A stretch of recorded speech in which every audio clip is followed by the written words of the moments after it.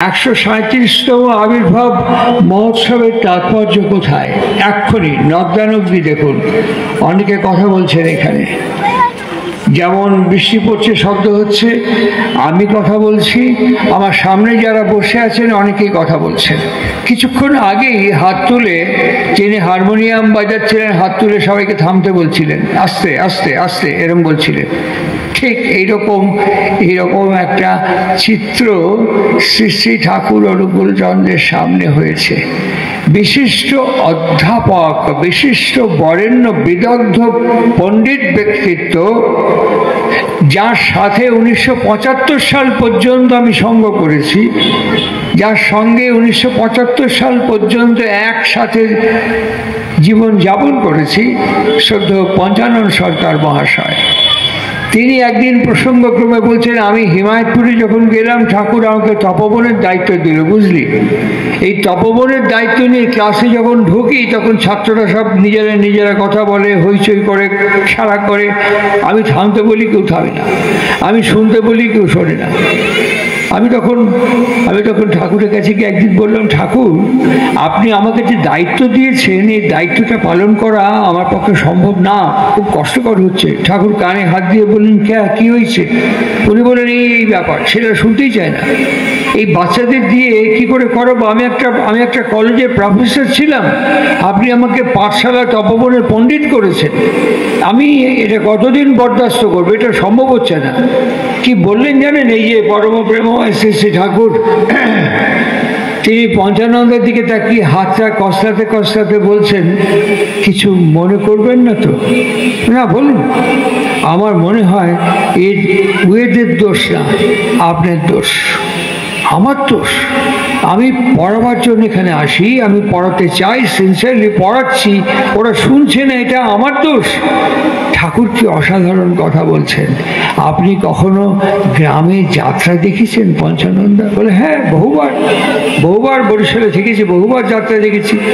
তিনি বলছেন যে যাত্রা যখন শুরু হয়, কনসার্ট শেষ হয়ে যায়, যখন পরপর আর্টিস্টরা মঞ্চে ঢোকে, তখন যদি এই চানাচুর, এই চা, এই বাদাম এরকম বিক্রি করছে, কেউ এই গ্রাম ওই গ্রামের লোকের সঙ্গে দেখা হয়েছে, কথা বলছে, তখনও যদি কথা বলে যায়, তখন আর্টিস্টকে মঞ্চ থেকে বলে, এই থামুন, আমি যাত্রার ডায়ালগ বলছি। বলে না, কি করে? বলে ওদের মতো কয়ে যায়। তখনও যদি চা বিক্রি করে, চানাচুর বিক্রি করে, বাদাম বিক্রি করে, কথা কয় লোকজন, তখন পেছনের লোক সামনের লোককে মাথায় চাটি দিয়ে বলে, এই চুপ বসুন। আস্তে আস্তে কেওয়াস কসমস হয়ে যায়, হয় কি না? বললো, হ্যাঁ। যাত্রার দলের শিল্পীরা তো একবারও কয় না, আপনারা থামেন, আমি ডায়ালগ বলছি। তা আপনার যদি সে অ্যাট্রাকটিভ পার্সোনালিটি থেকে যায়, আপনি ক্লাসে ঢোকার সঙ্গে সঙ্গে সব চুপ করে যাবে। ঠিক কিরকম? পঞ্চানন সরকার বললেন, আগে হ্যাঁ ঠিক। প্রবলেম হচ্ছে, আমি যখন বাড়িতে ঢুকি আমার বউ আর আমার ছেলে মেয়ে চুপ হয় না। সমস্যা হচ্ছে, আমি যখন আমার বউ আর ছেলে মেয়েকে কোনো কথা বলি, তখন আমার ছেলে মেয়ে এবং আমার বউ সব কথা ভালো করে শোনে না, গুরুত্বও দেয় না, পাত্তাও দেয় না, মনেও রাখে না, পালনও করে না। It's a great problem. এই সমস্যাগুলো আমার জীবনে না, আমার খুব ভালো মনে আছে, আরজি কর, জানি এত গন্ডগোল হচ্ছে, এই আরজি করে একবার রিইউনিয়নে শীর্ষেন্দু মুখোপাধ্যায়, বর্তমান সাহিত্যের এক প্রবাদতম ব্যক্তিত্ব, প্রবাদ প্রতিম, ওনাকে ডেকেছিলেন। উনি আমাকে সঙ্গে করে নিয়ে গিয়েছিলেন, যারা MBBS করেছেন, রিইউনিয়নে। এবং সেখানে উনি কথা শুরুতেই বলছেন, আপনারা যে আমাকে ডেকেছেন আমার খুব ভালো লাগছে, আপনারা যে চুপ করে আমার কথা শুনবেন, যাই যতটুকু সময় বলি, এটা আমার খুব আনন্দ হচ্ছে। কেন জানেন? আমার বউ আর আমার মেয়ে, আমার ছেলে আমার কথা সবসময় শোনে না, আপনারা শুনছেন। সবাই হো হো করে হেসে উঠল। তখন বললেন, বেশি হাসবেন না, এই যারা আমাকে ডেকেছে MBBS doctor, those are all allopathic doctor, কিন্তু খোঁজ নিয়ে দেখবেন এদের বউরা, কাকিমারা, বাবা মারা অনেকে হোমিওপ্যাথি ওষুধ খায়, আয়ুর্বেদিক ওষুধ খায়। এর অ্যালোপ্যাথি ডাক্তার, এর অনেক সময় আয়ুর্বেদিক এবং হোমিওপ্যাথিক ওষুধ খায়। ঠিক এইরকম একটি চিত্র, এইরকম একটি পরিবেশের মাঝখানে আজকে যার শ্রী চরণে আমরা সমবেত হয়েছি, শ্রী শ্রী ঠাকুর অনুকূল চন্দ্র, ওনার কাছে সরাসরি জিজ্ঞাসা এবং প্রশ্ন এসছে, ঠাকুর ধর্ম করলে পরে কি হয়?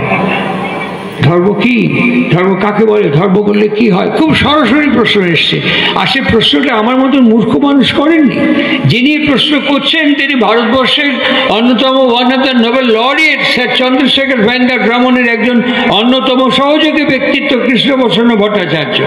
যিনি প্রশ্নটি করছেন তিনি দেশবন্ধু চিত্তরঞ্জন দাসের বাবা ভুবন মোহন দাসের অন্তরঙ্গ বন্ধুর পুত্র কালীপ্রসন্ন ভট্টাচার্যের পুত্র কৃষ্ণপ্রসন্ন ভট্টাচার্য। যিনি প্রশ্নটি করছেন তার সঙ্গে বার্ট্রান্ড রাসেল এবং অ্যালেক্সিস ক্যারেলের চিঠিপত্রের সংযোগ সম্পর্ক, ইন্টারন্যাশনালি যোগাযোগ এবং সম্পর্ক আছে। সেই রকম একটি ব্যক্তিত্ব কৃষ্ণপ্রসন্ন ভট্টাচার্য শ্রী শ্রী ঠাকুর অনুকূল চন্দ্রকে সরাসরি প্রশ্ন করছেন, ধর্ম করলে পরে কি হয়? আপনারা বিবেচনা করে দেখবেন। ঠাকুর টুইঙ্কেল অফ অ্যান আই, চোখের নিমেষে উত্তর দিচ্ছেন, সাধারণ জ্ঞান বাড়ে। সাধারণ জ্ঞান বাড়ে। ধর্ম করলে কি হয়? সাধারণ জ্ঞান বাড়ে। কি বাড়ে? কমন সেন্স গ্রো করে। আমরা সঙ্গে সঙ্গে বলতে পারি আমাদের কি সাধারণ জ্ঞান নেই? আমাদের কি কমন সেন্স নেই? আমাদের কি সাধারণ জ্ঞান এবং কমন সেন্সের ঘাটতি হয়ে গেছে একেবারে, যা অনুকূল ঠাকুরকে শেখাতে হবে? নিশ্চয়ই এই প্রশ্ন আমাদের ভেতরে হতেই পারে। আমি আপনাদের কাছে ছবি বলছি। আমি মাঠে ঘাটে পথে ঘুরে বেড়ানো মানুষ, আমি মানুষের মিছিলে পা মেলানো মানুষ, আমি সকাল দুপুর বিকেল রাত্রি চলাফেরা করা, মিছিলে চলা মানুষ। আমি যা দেখেছি আমি আপনাদের কাছে তাই বলছি। এই আমি নদিয়ার বাতকুল্লায় একটা সৎসঙ্গ করছি, একটা ঘরোয়া, এই যে বললো না প্রামাণিক যে ওর বাড়িতে ওরা করতো, মহুয়া টহুয়া বাড়িতে করতো, ঠিক এরকমই বাড়িতে একটা সৎসঙ্গ করছি। সেই সৎসঙ্গ যে হচ্ছে, সেই বাড়িতে যিনি প্রাইভেট টিউটর, তিনি আমাদের পশ্চিমবঙ্গে বিজ্ঞান মঞ্চ তৈরি হয়েছিল, এখনো আছে কিনা বলতে পারবো না, প্রবীর ঘোষ করেছিলেন। এই বিজ্ঞান মঞ্চের একজন প্রোফাউন্ড মেম্বার, একটা বোনাফাইড মেম্বার, তিনি ওই বাড়ির প্রাইভেট টিউটর, তিনি ওখানে বসে আছেন। ওই বাড়ির যে মেয়ে সৎসঙ্গ হয়ে গেল, প্লেটে করে প্রসাদ নিয়ে গিয়ে বলছে, স্যার প্রসাদ। উনি তাকিয়ে বলেন, আমি ওসব বিশ্বাস করি না। আমি এখান থেকে ওখানে দেখতে পাচ্ছি চেয়ারে বসে আছে, আমি ওসব বিশ্বাস করি না। স্যার আমাদের সৎসঙ্গে প্রসাদ। আরে বললাম তো আমি বিজ্ঞান মঞ্চের মানুষ, এইসব সৎসঙ্গ ধর্ম প্রসাদ আই ডোন্ট বিলিভ ইট, আমি সব খাবো না। নিয়ে আসলো। তারপরে বাড়িতে চা করলো, মহু আমাকেও চা দুটো বিস্কুট দিল খেতে। ঠিক ওরকম ডিশে করে চা আর বিস্কুট নিয়ে আসছে, আমি এখান থেকে বসে ওখানে দেখছি। ইন দ্য মিন টাইম তিনি নাকের মধ্যে হাত দিয়ে খোঁচালেন, শুকনো শিকনি বার করে গুটিয়ে গুটিয়ে ফেলে দিচ্ছেন এনাকে ওনাকে। ওই নাকটাই, ওই হাত, ওই আঙুলটাই দাঁতের মধ্যে পান খাচ্ছিলেন, আঙুলটা ঢুকিয়ে দিয়ে পানটা খুঁচিয়ে খুঁচিয়ে কিছু পানের টুকরো নিয়ে এসে বাইরে ফেললেন। এবার ওই হাতে উনি চাটা থেকে প্লেট থেকে বিস্কুট নিতে যাচ্ছেন। আমি এখানে বসে বললাম, স্যার জাস্ট আ মিনিট, আমার গাড়ি আছে। আপনার বাতকুল্লাতে নিশ্চয়ই অসংখ্য প্যাথোলজি ল্যাব আছে, আপনি বিজ্ঞান মঞ্চের মানুষ বলেই বলছি। এই আঙুলটা এরকম করে একবার মাইক্রোস্কোপের নিচে দিয়ে আপনি টেকনিশিয়ানদের জিজ্ঞাসা করুন, এই আঙুলে খাওয়া প্রশস্ত না অপ্রশস্ত, এই আঙুল দিয়ে খাওয়াটা ঠিক না বেঠিক, একবার জাস্ট জিজ্ঞেস করে আসুন। আমার চোখের সামনে মাস্টারমশাই আঙুল গুটিয়ে গেল, কথা বন্ধ হয়ে গেল, মাথা নিচু করলেন, চা না খেয়ে আস্তে আস্তে বেরিয়ে চলে যাচ্ছে। আমি খান চা। সাধারণ জ্ঞানের নমুনা এগুলো, বিজ্ঞান মঞ্চের মানুষ হয়ে। একটা লেখাপড়া জানা মানুষ, যে হাওড়া যাচ্ছি স্টেশনে উঠে ফ্যাঁক করে ফেলে দিলাম, ফেলে দিয়ে হ্যান্ডেলটা ধরলাম, ধরে ওই হ্যান্ডেলে হাতটা মুছে দিলাম, নেমে গেলাম লিলুয়া কিংবা দাসনগর কিংবা টিকিয়াপাড়া। তারপরে আরেকজন ওখান থেকে ওই হ্যান্ডেলটাই ধরবে, তারপরে মহা বলবে একটু চা খান, ওই আঙুলে আমি চাটা ধরবো, ওই আঙুলে আমি বিস্কুটটা খাবো। এটা কি ঠিক সাধারণ জ্ঞানের নমুনা? পিএইচডি, ডক্টরেট করেছেন, ডক্টর হয়েছেন, এটি কি সাধারণ জ্ঞানের নমুনা বলে? আমার কথা আমি উপস্থাপিত করছি, সিদ্ধান্ত আপনারা নেবেন। কেন ইনি প্রাসঙ্গিক এবং প্রয়োজনীয় শুনে রাখুন। উনি বলছেন, শিকড়ি ঝেড়ে ধোয় না হাত, শিকনি ঝেড়ে ধোয় না হাত, বক্ষ ব্যাধির হয় উৎপাত। এটা কি আমাদের সাধারণ পরিবারে মা বাবা হিসেবে, অভিভাবক হিসেবে আমাদের সন্তানদের আমরা শেখাই, সবসময় শেখাই? এই যে অঙ্কুরহাটিতে আমি আসলাম, বেশ কয়েক মাস আগে এই অঙ্কুরহাটি ক্রস করছে। অঙ্কুরহাটিতে ভয়ঙ্কর জ্যাম হয়। ওই জ্যামে বড় বড় সব 18 চাকা 20 চাকার লরি দাঁড়িয়ে দুদিকে, আর গা দিয়ে লোহার আংটা বাড়ানো আছে যেখান থেকে দড়ি দিয়ে বাঁধে। ওই আংটাগুলোর পাশে একটা লিকপিকে লোক, একদম লিকপিকে লোক, আর সাইকেলটাও লিকপিকে সাইকেল নিয়ে দুটো লরির মাঝখানে দাঁড়িয়েছে।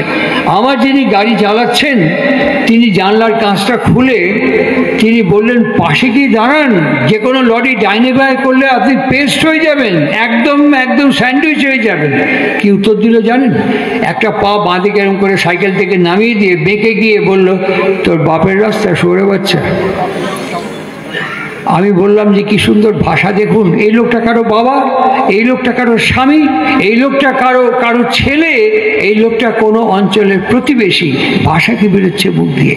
কেন শ্রী শ্রী ঠাকুর অনুকূল চন্দ্রের প্রয়োজন এবং প্রাসঙ্গিকতা? উনি বলছেন ভাব ভাষাকে নিয়ে আসে, ভাব ভাষাকে আনয়ন করে। বইটার নাম হচ্ছে শিক্ষা বিধায়না।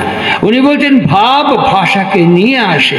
আর যে বইটা এই মাত্র পাঠ করলো শ্রীমন্ত, তার মধ্যে একটা লাইন আছে, সব সময় ভাবমুখী থাকতে চেষ্টা করো। তারপরে আছে গুরুমুখী হতে চেষ্টা করো। এই গুরুমুখীনতা এবং ভাবমুখীনতা আমাকে কি করায়, কেমন করায়? এই গুরুমুখীনতা এবং ভাবমুখীনতা আমাকে কেমন করায়, কেমনভাবে চলায়, কি শেখায় আমাকে প্রত্যেক দিন, কি আদেশ করে আমাকে প্রত্যেক দিন। চলুন, ওর মাহাত্ম্যমণ্ডিত, তার লীলায়িত, তার মাধুর্যমণ্ডিত জীবনকে যদি আমরা সন্দর্শন না করি। আমার সুযোগ হয়েছিল একদম শৈশবকাল থেকে এই শ্রীবিগ্রহের সামীপ্যে এবং সান্নিধ্যে বড় হয়ে বেড়ে ওঠা। আমার এই হাত দিয়ে বহুবার তাকে আমি স্পর্শ করেছি, তিনিও আমাকে বহুবার স্পর্শ করেছেন। আমার এই সুযোগ স্বীকৃতি ঘটেছিল বলেই সন্দর্শনের সুযোগ হয়েছিল, সৌভাগ্য হয়েছিল। তার স্ত্রী ছোট মা বলি, পূজনীয়া ছোট মা, তিনি যে বসতেন খাটের মধ্যে, চারদিকে 4টে ছত্রী, একটা ছত্রী ধরে ছোট এরকম করে দাঁড়িয়ে ঠাকুরের কথা শুনছেন, ঠাকুর মাঝখানে দাঁড়িয়ে কথা বলছেন। ভক্তজন কথা বলতে বলতে হঠাৎ ঠাকুর ডান দিকে একটু হেলে গিয়ে ছোট মাকে জিজ্ঞেস করছেন, আমি তো যা করবে কইছিলাম তা করেছিস? খুব ফিস করে বললেন। ছোট জিভ বার করে ফেললেন। আমাদের বাড়িতে এটা প্রায় দেখি, যদি আমি আমার বউকে বলি তুমি এটা করেছো, এই মা ভুলে গেছি, তা করছি এখন। এ প্রায় আমাদের ছেলে মেয়ে বউ সংসার নিয়ে আমাদের প্রায় এটা ঘটে। ছোট মার ক্ষেত্রে তাই দেখেছি, এই চা ভুলে গেছি, এখনই করছি। চলে গেলেন কাজটা করতে।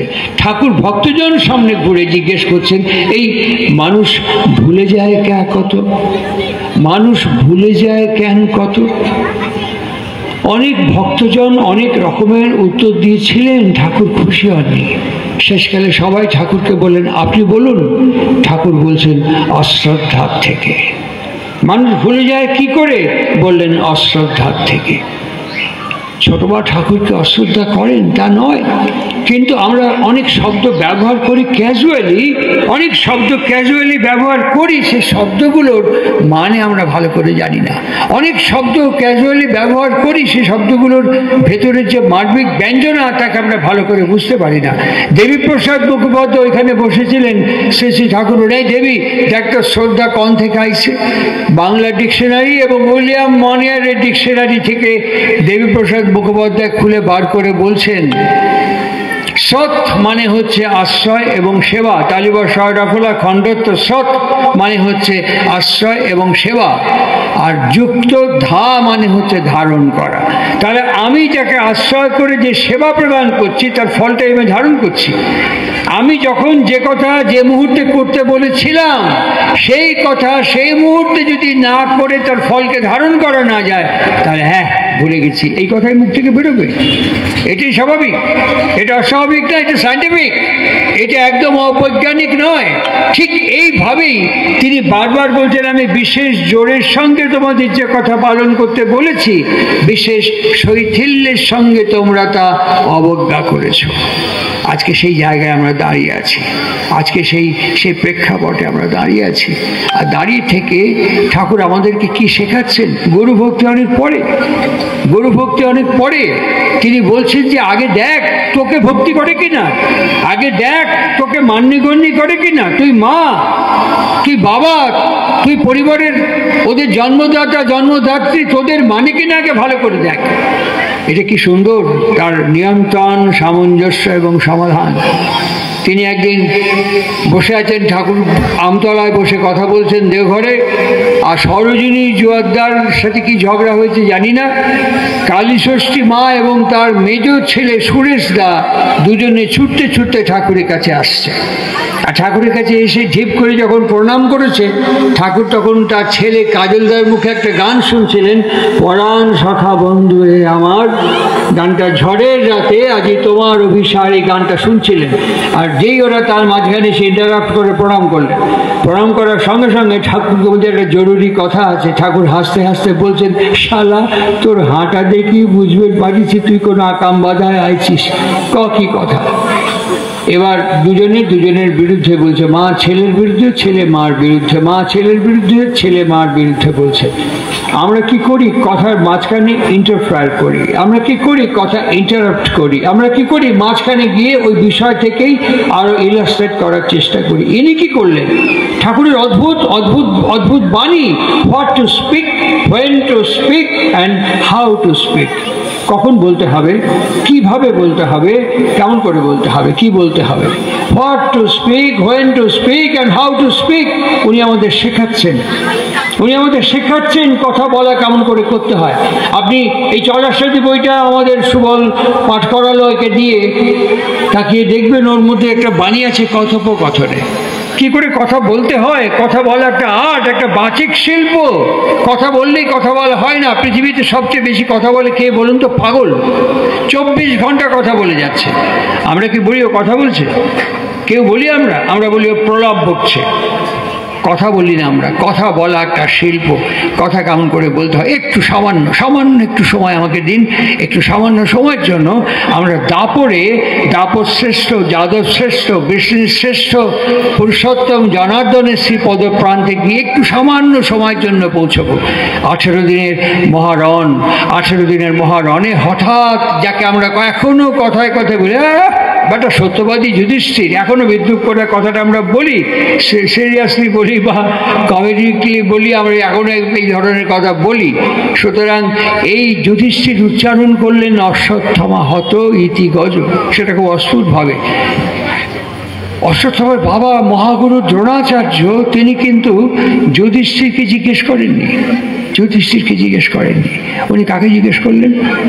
দাপর শ্রেষ্ঠ। উনি কাকে জিজ্ঞেস করলেন? যাদব শ্রেষ্ঠ। উনি কাকে জিজ্ঞেস করলেন? লীলা পুরুষোত্তম বাসুদেব শ্রীকৃষ্ণকে। কি জিজ্ঞেস করলেন?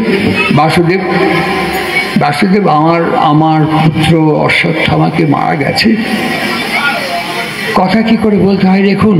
রথ থেকে নেমে এসে দ্রোণাচার্যের সামনে দাঁড়িয়ে বাসুদেব শ্রীকৃষ্ণ বলছেন, গুরু দ্রোণাচার্য, যদি অশ্বত্থামা মারা নাও গিয়ে থাকেন, অশ্বত্থামা কি মারা যাবেন না? এই যে গুরু দ্রোণাচার্য, ইনি কি কোনদিন মারা যাবেন না? কোনদিন মারা যাবেন না?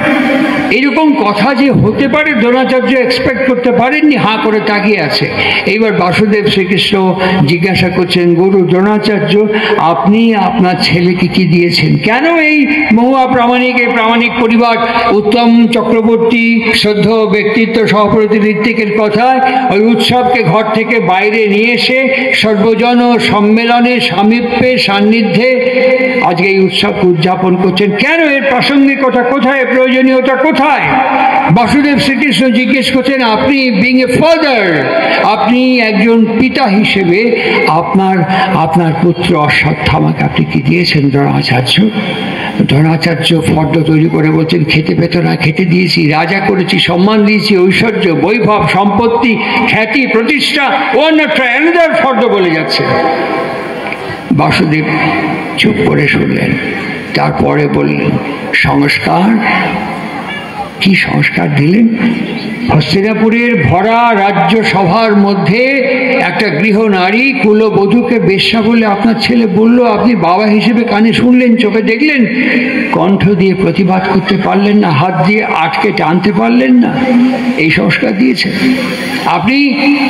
আপনি আপনার ছেলেকে দুর্যোধনের মতন একটি অধার্মিকের সান্নিধ্যের সক্ষতায় রাখলেন, আপনার ক্ষমতা হলো না তাকে শাসন করার, তাকে টান দিয়ে বার করে নিয়ে আসার। এই সংস্কার দিয়েছেন। বাসুদেব একটা একটা করে সংস্কারের বর্ণনা করে যাচ্ছে।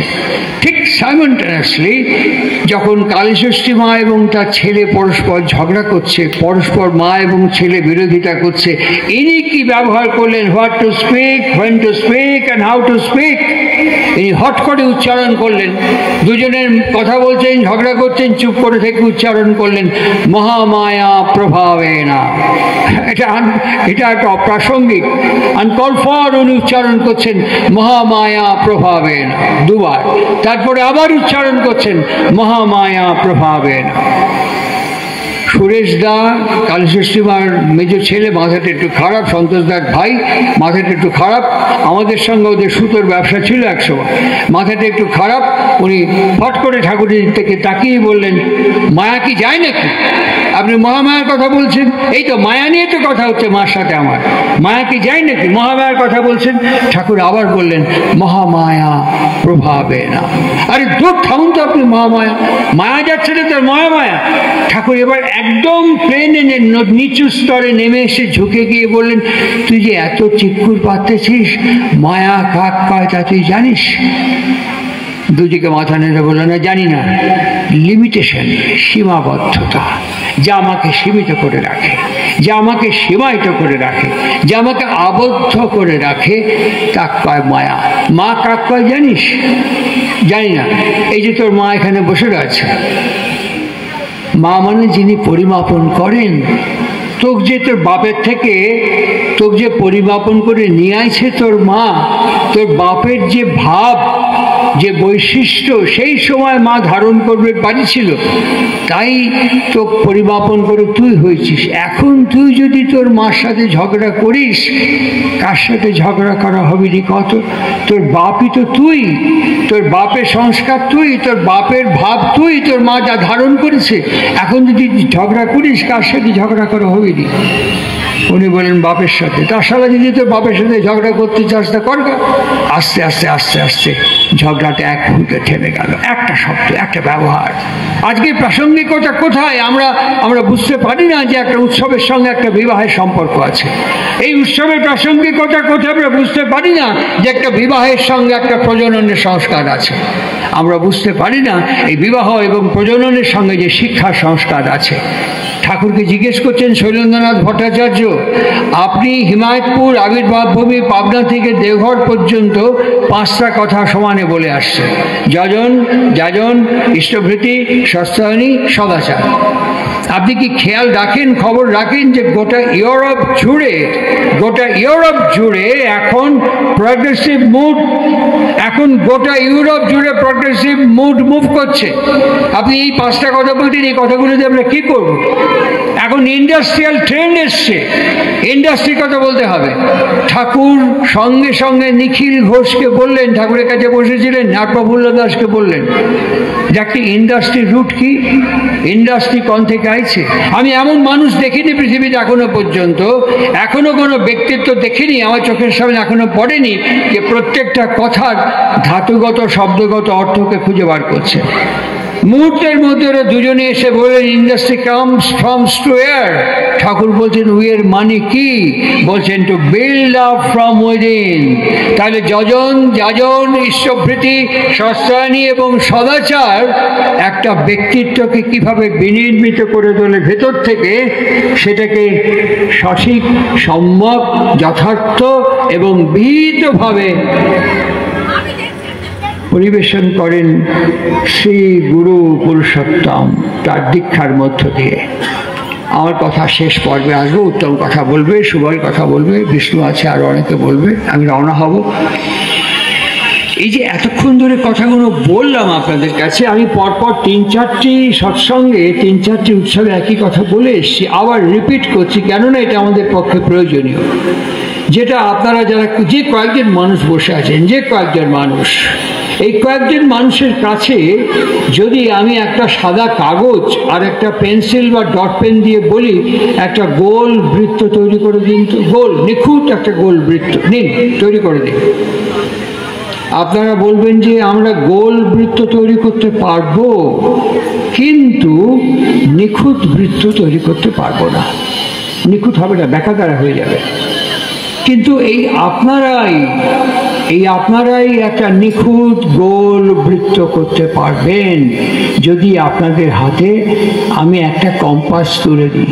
ওই কম্পাসটার মধ্যে ডট পেন বা পেন্সিল বসে এরকম করে ঘুরিয়ে দিলে পরেই একটা নিখুঁত গোল বৃত্ত হবে। ভুল বলছি না তো? এই কম্পাসটাই হচ্ছে গুরু, আর এই অনুশীলন, অনুশাসন, অভ্যাসটাই হচ্ছে যজন যাজন ইষ্টভৃতি সস্তানি সদাচার। আর একে নিখুঁতভাবে পরিপালন করে চলার নামই হচ্ছে দীক্ষা গ্রহণ করার কথা। দীক্ষা গ্রহণ করলে পরে আমি তো এই যে আপনি কিছুক্ষণ আগে বললেন আপনি ঠাকুরকে ছোটবেলা থেকে দেখেছেন, কাছে বসেছেন, ছুঁয়েছেন। আমি যে এখানে বসে আপনার কথা শুনছি, আমি তো ঠাকুরকে দেখিনি। আমি যে আপনার কথা এখানে বসে শুনছি, আমি তো ঠাকুরকে ছুঁইনি। এই যে আমি এইদের প্রামাণিকটা উৎসব করছি, আমি যেখানে বসে আপনাদের কথা উৎসবে অংশগ্রহণ করেছি, আমি তো ঠাকুরের কাছে কখনো বসিনি। তাহলে আজকে এই যে সুবল, বিষ্ণু, এই যে উত্তম যারা এখানে বসে আছেন, এই যে প্রামাণিক, এরা যদি আমাকে দীক্ষা দেয়, এই দীক্ষা আমার মধ্যে কি করে কাজ করবে? এই নিশ্চয়ই র্যাশনাল কোশ্চেন, এ প্রশ্ন আমাকে করতেই পারেন। তাহলে আজকে যদি আমি দীক্ষা নিই, আর এই দীক্ষা নিয়ে উত্তম ঠাকুরকে দেখেনি, বিষ্ণু দেখেনি, প্রামাণিক দেখেনি, এদের মাধ্যমে যদি আমি দীক্ষা নিই, নিয়ে যদি আমি এখানে বসে নাম জপ করি, আপনি যে কথাগুলো বললেন, আমার সাধারণ জ্ঞান, আমার পর্যবেক্ষণ, এগুলো কি করে বাড়বে? ঠিক এই প্রসঙ্গে একটু ছোট্ট কথা বলে নিই। আমাদের ঠাকুরের একজন বিখ্যাত ব্যক্তিত্ব ছিলেন, কীর্তনের ঋষি বলা হতো তাকে, কিশোরী মোহন দাস। আর যার কথা দিয়ে আমি শুরু করেছিলাম পঞ্চানন সরকার।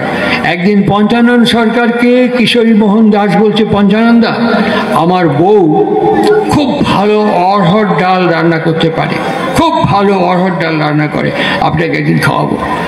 বেশ কিছুদিন বাদে চলুন আজকে খাওয়াবো। ওইখান থেকে দরজা দিয়ে উঠোন পার হয়ে এসে ঘরের দিকে তাকিয়ে বলছে, কই গো শুনছো? হ্যাঁ গো, হ্যাঁ বলো, পঞ্চানন্দাকে নিয়ে এসছি, একটু মুগের ডাল রান্না করো। পঞ্চানন্দা কানে কানে বলছে, সে কি কিশোরীতে, আপনি যে বললেন আপনার বউ অড়হর ডাল রান্না করে? দীক্ষা নেওয়ার সঙ্গে সঙ্গে আমার এটা বেড়ে গেছে। বলে কি? ঠাকুরকে জিজ্ঞেস করেছিল দীক্ষা ধর্ম করলে কি হয়? উনি বলেন কমন সেন্স গ্রো করে। আর দীক্ষা নিলে কি হয়? উনি দুটো আঙুল তুলে বলেছিলেন পর্যবেক্ষণ এবং তার ক্রমাগতি, অবজারভেশন অ্যান্ড দেন ফার্দারেন্স, দুটোই বেড়ে যায়। তা আমার ঠাকুরের সঙ্গ করতে করতে এই দুটো বেড়ে গেছে। কারণ আমি দেখেছি আমি যা বলি আমার বউ সব সময় তার উল্টো করে, আমি যা বলি বউ ঠিক তার উল্টো করে। এই যে মুগের ডাল বললাম না, আপনি খাওয়ার পথে বসে দেখবেন একদম পাক্কা অড়হর ডাল করেছে। সেই অড়হর ডাল খেয়ে চেটে পুটে আসার পরেই বলছেন, কি এতদিনে বউকে চিনতে পেরেছি যে আমি যা বলি বউ তো উল্টো করে, আমি উল্টো বললে বউ সোজা করে, আমি তাই উল্টো বললাম মুগ আর পেলে না অড়হর। ঠিক বুঝতে পেরেছি। এই পর্যবেক্ষণ ক্ষমতাটা আমাদের মধ্যে বেড়ে যায়। কি করে বেড়ে যায়? কেমন করে বেড়ে যায়? অভ্যাস যোগ, অনুশীলন এবং অভ্যাস যোগের মধ্য দিয়ে। এই যে আপনারা আমার সামনে বসে আছে সামান্য কয়েকজন মানুষ, আমি যদি এরকম করে হাত বাড়াই আপনাদের ছুঁতে পারবো না। আপনারা যদি ওখান থেকে হাত বাড়ান আমাকে ছুঁতে পারবেন না। এই যে মহুয়া ওখানে বসে আমার কথা শুনছে, ইনি আমার কথা শুনছেন, এই যে মহুয়ার ছেলে আমার কথা শুনছে, আপনারা নিজেরা কোনো একজনের দিকে কিছুক্ষণ একদৃষ্ট চোখের দিকে তাকিয়ে থাকুন। ঘড়ি ধরে 5 মিনিট তাকিয়ে থাকুন। 5 মিনিট পর যার দিকে তাকিয়ে আছেন সে আপনাকে বলবে, কিছু বলবেন? আরে আমি তো আপনাকে কিছু বলিনি, আমি তো আপনাকে ছুঁইনি, আমি তো আপনাকে কোনো প্রশ্নও করিনি, কথাও বলিনি। তবু সে জিজ্ঞেস করবে, কিছু বলবেন? কেন বলছে? আমার চোখের অরা, আমার চোখের জ্যোতি, আমার চোখের দৃষ্টি কি করছে? তার ত্বককে স্পর্শ করছে।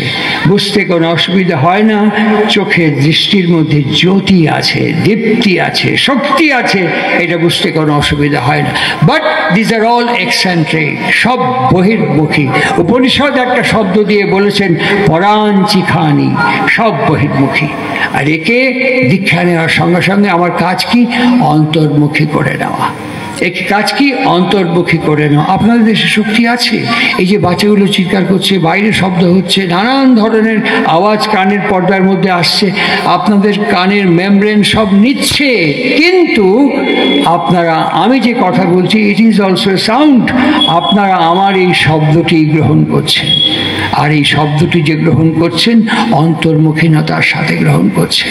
ঠিক একইভাবে, ঠিক একই রকমে আমি গুরু নির্দেশিত পথে আসনে বসে সাদা চাদর মুড়ি দিয়ে একইভাবে আমি যখন 20 মন্ত্র জপ করে অন্তর্মুখী করতে থাকব, তখন আমার চোখের জ্যোতি অন্য হবে, আমার উপস্থিতি অন্য হবে, আমার মান্যতা, আমার সম্মান অন্য হবে, পরিবারে গ্রহণযোগ্যতা অন্যরকম হবে।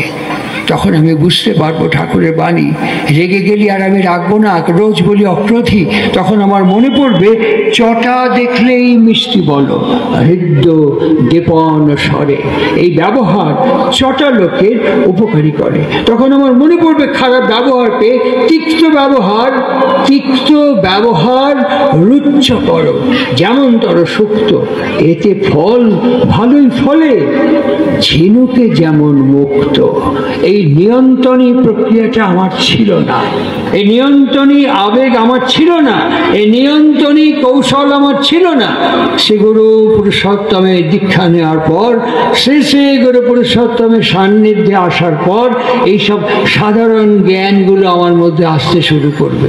আর প্রত্যেকটি ব্যবহার, ছেলেকে এটা বললাম করলো না, মেয়েকে এটা বললাম করলো না, ওকে এটা বললাম করলো না, এদিকে ধ্যান না দিয়ে কেন করলো না, কি জন্য করলো না, কি কারণে করলো না, এই বিষয়ে ধ্যান চলে যাবে। কারণকে উন্মোচন করার দিকে আমার মন যাবে। যে ঘটনা বা কর্ম মানুষকে কারণমুখী করে দেয়, তাই হচ্ছে আধ্যাত্মিকতা। আর এই আধ্যাত্মিকতা তখন আমার ভেতরে একটু একটু করে স্প্রাউট করবে, two build up from within. আমার ছেলের সাথে কি ব্যবহার করলে, মেয়ের সঙ্গে কেমন ব্যবহার করলে, পরিবারে কীরকম ব্যবহার করলে তারা আমার প্রতি অনুরক্ত এবং কৃতজ্ঞ হয়, সেই কর্মানুশীলনের দিকে আমার ধ্যান এবং দৃষ্টি যাবে। আমি একটি যৌথ পরিবারে গিয়েছিলাম, তার বাড়ির একটি বউ, সেজও ছোট এরকম হবে মনে নেই, ঠিক অনেকদিন আগের কথা তো। তার যে মা বলেছিলেন, এই যৌথ পরিবারে বিয়ে দিয়েছি বাবা, বেশি খেটো না, বেশি খেটো না, এক একটা অজুহাত বার করে ফুটে যেও। তখন যখনই সকাল হতো, সকালের রান্না একজন, জলখাবার দুপুরের এক রান্না একজন, সন্ধ্যের একজন, রাতের একজন, সব বউদের ভাগ ছিল। সে মাঝে মাঝে বলতো, বর্দি ভাই মাথাটা কি ধরেছে গো, একদম উঠতে পারছি না, বর্দি ভাই কোমরে কি ব্যথা গো, একদম উঠতে পারছি না। আর বর্দি ভাই বলতো, শুয়ে থাক, অসুবিধা নেই, শুয়ে থাক। ওকে সব কিছু করার পরও গরম জল হট ব্যাগ দিয়ে কোমরে দিত। আসলে তো ব্যথা নেই, ছ্যাক করে উঠতো, আসলে তো মাথা ব্যথা নেই, মাথা টিপে দিত, তারপরে কখনো কখনো ঘুমিয়েও পড়তো। এইরকম করতে করতে একদিন সংসার টুকরো টুকরো হয়ে গেল। যখন টুকরো টুকরো হয়ে গেল, তখন বর্দি ভাইয়ের গুরুত্ব কত ওই ছোট্ট ভাই অনুভব করতে পারছে। বর্দি ভাই একই সঙ্গে বড় যা এবং মায়ের মতন কি করে আমাকে আগলে স্নেহ মায়া মমতা দিত, একদিন আলাদা হয়ে গিয়ে অনুভব করতে পারছে। এর ভালোবাসাকে পর্যবেক্ষণ করার ক্ষমতা তো আমার হয়নি। তাই আবার ফিরে গিয়ে বলল, বর্দি ভাই আলাদা হয়েছিল, আলাদা থাকা ভালো নয়, একসাথে থাকবো, ভাগ করে নেবো দুই বোনের মতন। এরকম করে শ্রী ঠাকুর অনুকূলচন্দ্র গান লিখতে সাহায্য করেন। কত ভাঙা ভাঙা ঘর লাগিল জোড়া। ঠিক এইভাবেই সৎসঙ্গ আমাদের সংবদ্ধ, সন্নিবদ্ধ, ঐক্যবদ্ধ করে তোলে।